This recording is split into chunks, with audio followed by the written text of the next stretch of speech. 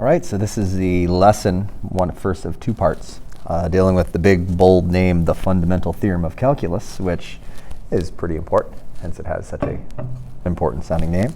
And as usual with the last few lessons, it kind of continues directly from the last one. And so what I have here again is this graph of this function f of x, which again starts at -3 and ends at +10 on the x.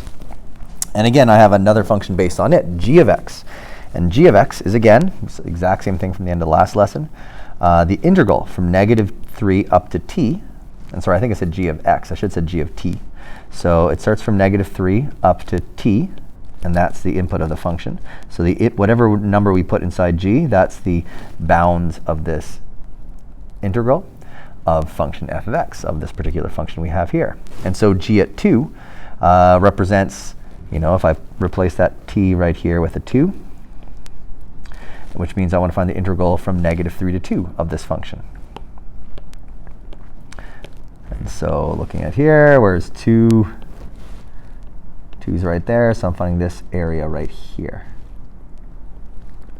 And again, we did the same sort of things yesterday, so I don't want to linger too long on this. But again, in this case, this is what g at 2 represents. And to find the actual area, I would probably break it up into a triangle, rectangle, rectangle. Add it all up, you should get 24. I believe that's 1, that's 3, that's 20.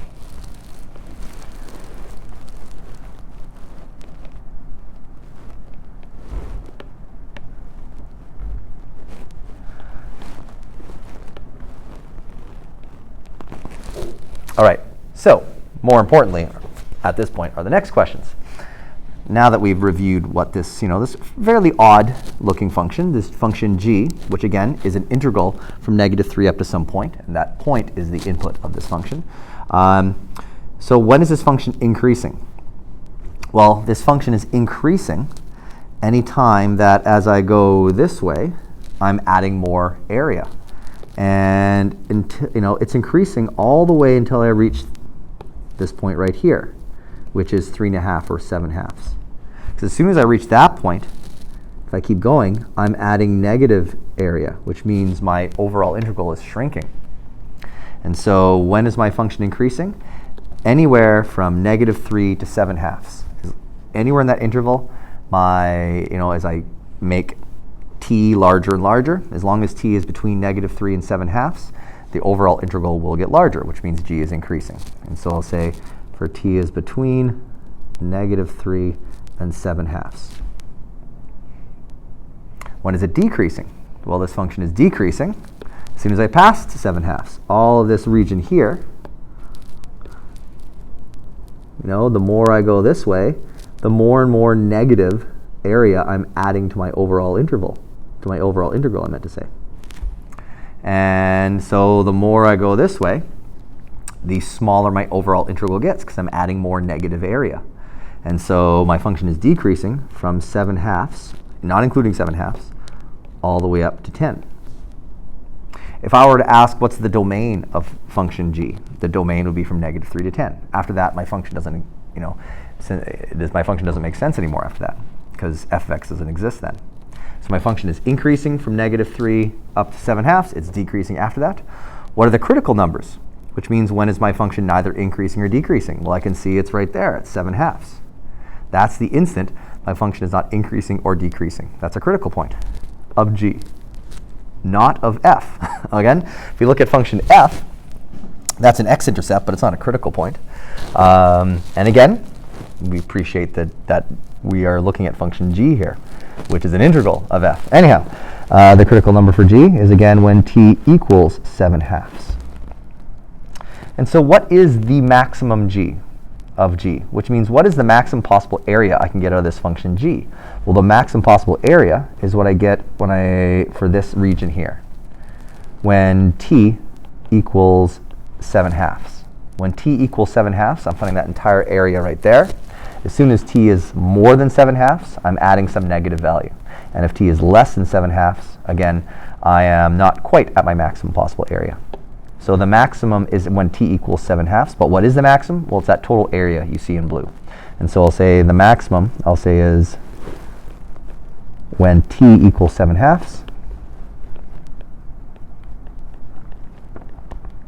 The maximum is, again, that area in blue, which if you add up all the shapes, you get, I believe, 26¼ if you add up all those little bits together.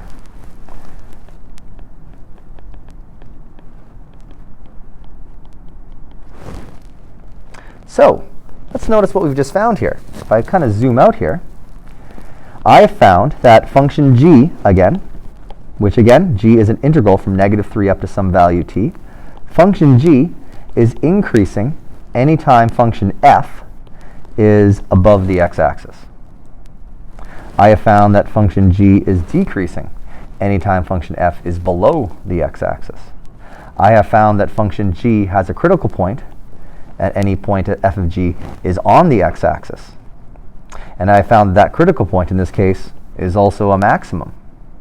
All this should sound really familiar. Everything I've just described is identical to what we were learning about how a function and its derivative compare.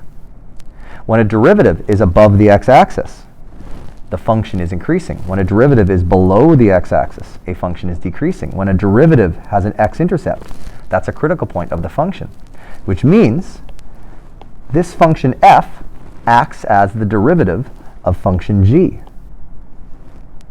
All these things we figured out here are identical to the exact same sort of principles we learned about with derivatives, which means essentially function f, what I gave you, is the derivative of function g, which means I can now answer these last two questions really quickly. You know, g at -1, sorry, g prime at -1, the derivative of g, is going to be the same as f at -1. And I can just look at my graph. What is the value of f at -1? Well, here's -1 right here. 5. And what is g prime at 7? Well, g prime at 7 is going to be the exact same as f at 7 because of what we kind of realized. We realized that for this particular function, that f is the identical to derivative of g. And so f at 7, look at my graph, f at 7 is right here. That is -4. Another way of looking at this, before I summarize this, because what I'm really summarizing right now is part of the fundamental theorem of calculus. And we're noticing how derivatives are coming back into play again. But essentially, if we go back to this function g, maybe, again, I asked you what g prime at -1 is. Well, that means, if I erase all this, g prime at -1 essentially means how is function g changing at the instant that x is -1. So here's g up to -1, right? G represents the area from -3 up to -1. So if I were to ask you, what is g at -1? If I was to ask you that, if I got rid of this apostrophe, if I said, what is g at -1? The answer is the area of this rectangle. And what is that? 5 by 2, so 10. Okay? But what's g prime at -1? That means how is this area changing at the instant x is -1, but still growing? That's what a derivative is. At that instant, what's the rate of change? Well, at this instant, every extra little bit I go this way, I add a little bit extra to my area like this. And notice as I get past -1, just a little bit, my area increases. How much is my area increasing by? All these tiny little segments of height 5. It's kind of a visual way of getting a sense for this. But in the end, we can understand this in various ways about how for this particular function, g, it's an integral of f, but in doing that, f ends up being the derivative of g. So what does that tell us? That tells us that derivatives and integrals are inherently related to one another. It's not a coincidence that all this happened. And this is the part 1 of the fundamental theorem of calculus, which again is tough to, I think, understand just by reading it. Hence, I'm hoping we're not just reading things. But in general, if we have some function, f of x, okay, or just some function f, and it's continuous, okay, we have some continuous function on some interval, a to b. If we find the derivative of the integral of this function, in the end, that's the same as just the original function we were dealing with. And a few things to kind of take note of here. What I have here is a function that starts at a, but ends up at x. And that's a is my lower bound, x is my upper bound. And we're kind of imagining this integral part being the area underneath this curve here. But then we're finding the derivative of it with respect to x.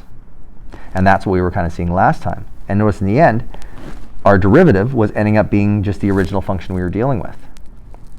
This implies something crucially important, which is, notice, in the end, my integral and my derivative are kind of canceling each other out.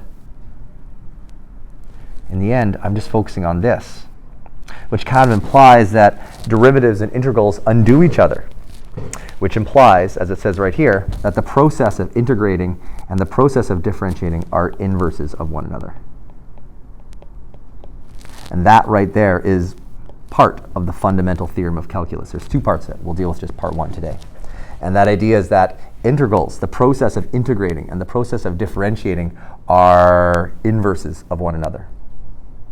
And that is huge. And this is why inverses are so important from pre-calculus 12, because, well, it's a pre-calculus course, and if we to truly understand the two kind of sides of calculus and to understand how they're connected to one another, we need to understand inverses. Now, don't get me wrong. Understanding how x squared, and when you cancel it and you square root it, brings you back to the positive version of x, is a lot simpler to understand than how all of this is true. But it is the same sort of idea that we're dealing with inverses of one another. All right, so let's look at a whole bunch of variations involving an exponential function with a base of e. So first, I want to find the derivative of the integral from 0 to x of e to the power of t dt. So what does this mean? Well, let's ignore this part for a moment. That's a good way to ignore it. What we have here, just this, means pick a number for x. I don't know, who cares? Something that's probably bigger than 0, 2. This means the area from 0 to 2 of e to the power of some variable, in this case t. So you have e to the power of t. From 0 to 2, it represents this area right there. Okay? But let's not have 2, let's just have x, which means this represents the area from 0 to some number of your choice. Okay? That's what that part represents. But now I got the derivative of that with respect to x. This means not that area anymore. This means how is this area changing at the instant we're at x? As we add a little bit more to our x value, how much does our area increase or decrease? Again, as I'm adding more, this shaded region is getting slightly larger, and it's getting larger depending on how high the curve is. Which means in the end, the derivative of this integral is going to be just whatever the value of e to the power of x is, whatever x is. And so in the end, all of this equals just e to the power of x. And again, notice how we have a derivative. We have an integral with the same, with respect to the same variable. And in essence, you can kind of imagine them canceling each other out. And the dt part here, again, remember that represents the width of these infinitely small rectangles. But in the end, the change, all that really matters is this part here. But again, it's e to the power of x now, because again, I was putting an x into here. I don't blame you if your brain hurts a bit. But I have a few examples here. Okay, so what if it's something very similar, but now it's d dn of 0 to the n of e to the power of x dx? Really doesn't really matter. I just changed the variables. The key is I'm going from 0 to n, some number n, and I find the derivative with respect to that same variable. And so in this case, it's going to be the same idea as before, just that instead of being e to the power of x, it's going to be e to the power of n. And again, if this was a z and this was a z, then this would be a z. The essential idea is, again, this derivative of an integral are kind of canceling each other out, because they're inverse processes of one another. Okay, so now here I don't have a 0, I have an a. So what difference does it make that I have an a here? Well, no difference, because really, if you look back, that 0 didn't matter. And you know that 0 never came into play because I'm just finding at really what matters is the instant we get to this t. And again, it's the derivative with respect to t at the moment we reach that number. And so it doesn't matter if there's a 0 or an a there. It's going to be the same idea. So in this case, it's going to be e to the power of t. It didn't matter if there was a 0 or a 1 or whatever. OK, what if I have this? What if the 0 is on top? This matters because it's kind of backwards. I'm finding the derivative with respect to x, but x is my starting point, and I'm ending off at 0. But I don't even know what the starting point is. So how do we deal with this? Well, you can make it much easier if you rewrite the integral as from 0 to x of e to the power of t dt. And just put a negative in the front and find the derivative of that with respect to x. And then this x, this negative, is like -1. It's a constant. If you want, you can think of it in front of the derivative. In the end, though, I can now see this is going to equal negative e to the power of x.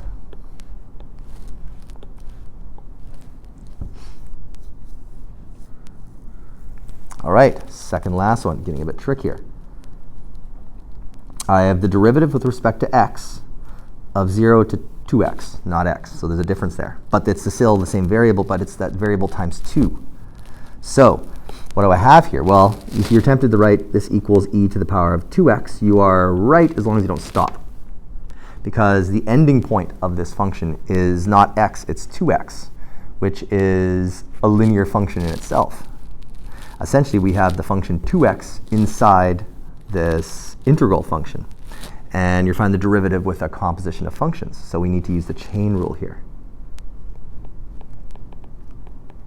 So all I got to do now is remember, OK, I got to differentiate by the derivative of the inside function. In this case, 2x. The derivative of 2x is 2. Now it's done. I'll write it a little more formally, or conventionally, I should say. And so lastly, similar idea. I'm finding the derivative with respect to x of the y here doesn't matter. What matters is that I'm approaching x squared. So I'm approaching not a set number. I'm approaching a number that's squared. So it's another function. I have a quadratic function inside this integral. And this integral is what defines this function. And I find the derivative of essentially a function inside a function. And so in this case, you would get e to the power of x squared. But again, x squared is itself a function. I have to multiply by the derivative of x squared, which is 2x. So again, using the chain rule here. And I'll just write it in a slightly more conventional way. 2x times e to the power of x squared.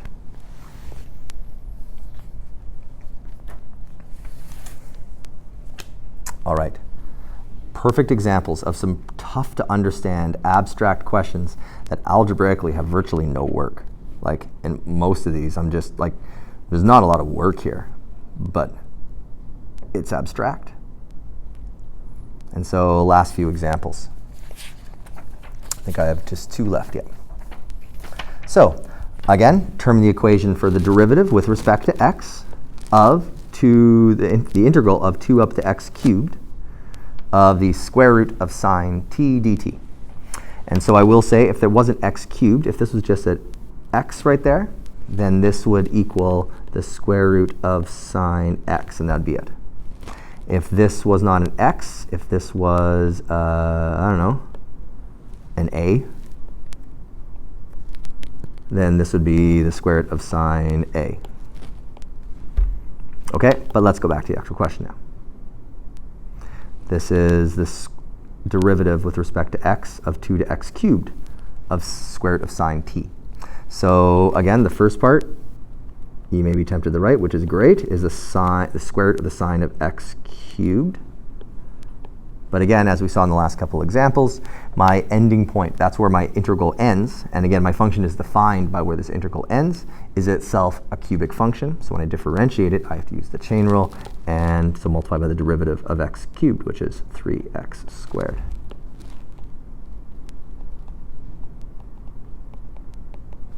And again, it's fine to leave it like that. I'll just kind of write the 3x squared first.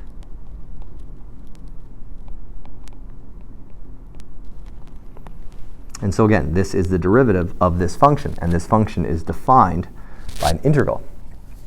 And so it's not surprising we keep seeing elements of that original function in our answer. Last one. So I got the derivative from 2x to 0. And again, notice the 2x is the lower bound of my integral. So the first thing I want to do, well, and as well notice, I have dt in the numerator, which is not a big deal. That's also the same as just 1 over 1 plus t squared times dt. Same thing. This and this mean the same thing. And again, if you think back to rectangles, there's the height of your rectangle. There's the width of your infinitely many rectangles. But the main thing I want to do is realize my 0, my constant, my starting point of this integral is the upper bound. I'd like it to be the lower bound. So I'm going to make it from 0 to 2x and just make this whole thing negative. Or actually, put the negative in front of the derivative. Again, it is a constant. We can just put it in the front. And now I also write it as 1 over 1 plus t squared times dt. Again, if that doesn't look any better, then I wouldn't do it. But again, that dt does represent the width of these rectangles, and so I don't have to write it separately. I can just put it into the numerator like it was given to you. But now, this is very, very similar to the last few questions. I find the derivative with respect to x. My integral ends at 2x, so my derivative will be, don't forget about this negative, so negative 1 over 1 plus not t squared, but 2x squared. And all that times the derivative of 2x, which is 2. Because again, I'm using the chain rule here. And while I'm done, I might as well clean this up. And so put this all together. I get negative 2 over 1 plus 4x squared. So again, wrapping up, the most essential part is not so much just reading this right here. Because again, if you read all this in advance, it probably doesn't make a lot of sense. So hopefully it's the sense this feeling we're developing about how we can start to see how derivatives and integrals are inverse. If we think of them as a process, if we think of the differentiating as a process, and we think of integrating as a process, they are inverse processes of one another, which we really started getting a good sense of from this first question. Again, realizing how the intervals where g was increasing or decreasing, the critical numbers, all that was identical to the idea of what you had here was the graph of a derivative. But again, perfect example of how all of this is algebraically not a lot of work, but is quite abstract. So take it slow.